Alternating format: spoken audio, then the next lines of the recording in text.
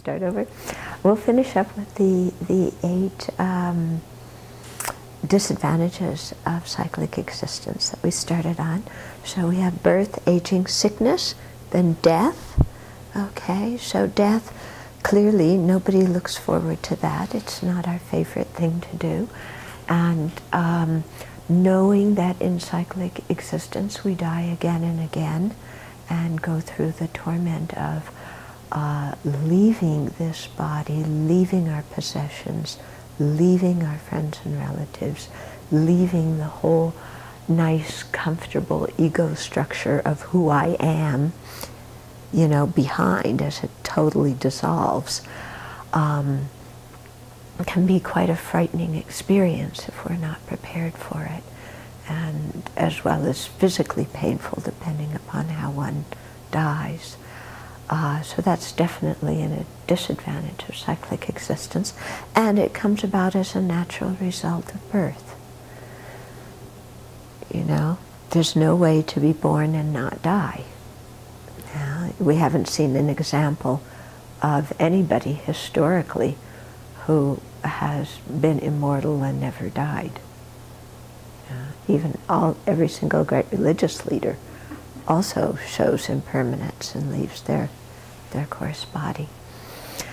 Okay, and then we spoke before of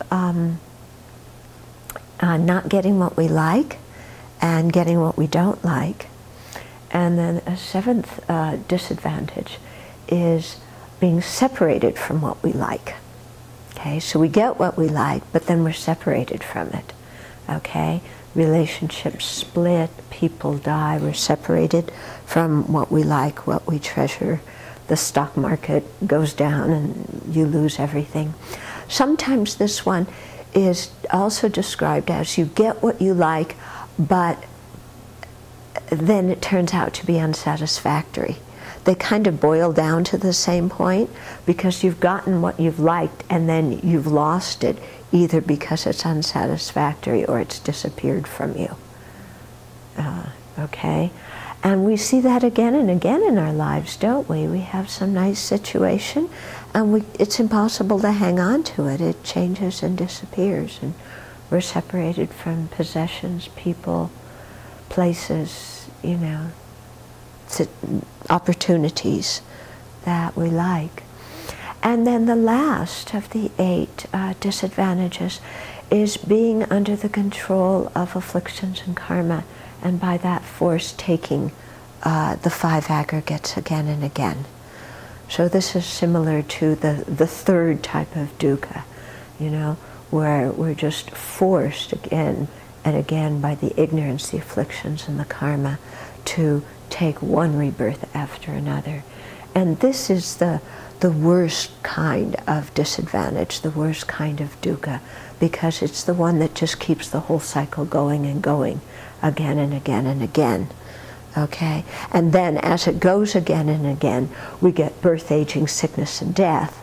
And in between birth and death, we don't get what we want, we get what we don't want, and we lose the good things that we have. Okay?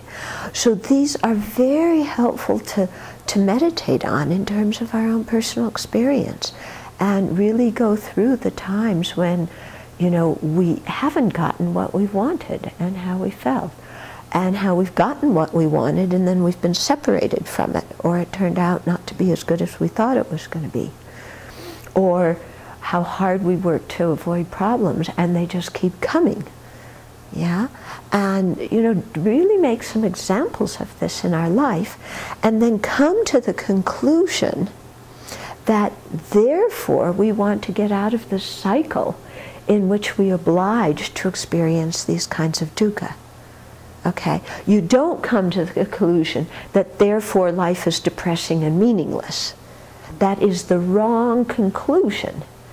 Okay, and I really say this because often people, you know, they have some awareness of this and they really come to the wrong conclusion because they don't understand the Dharma. But the whole purpose of the Dharma is to stop these and to realize that they can be stopped by eliminating their causes. When you get depressed, you don't do anything to eliminate the cause. Yeah. Except maybe think killing yourself will eliminate the cause, but that doesn't even eliminate the cause. Okay? You just come back again. So the only way to eliminate it is through Dharma practice, and specifically through gaining the wisdom, realizing emptiness. Okay? And that has the power to eliminate all these disadvantageous circumstances. And so that's why we practice and why we meditate on emptiness. And why we should be happy, because there's an actual antidote to this mess. Whereas when you're depressed and you don't know anything about Dharma, you think there's no antidote at all. And that is ignorance itself, isn't it?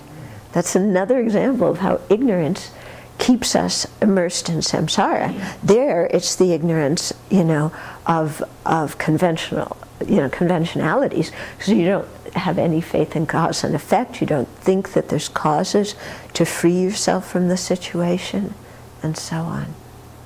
Okay?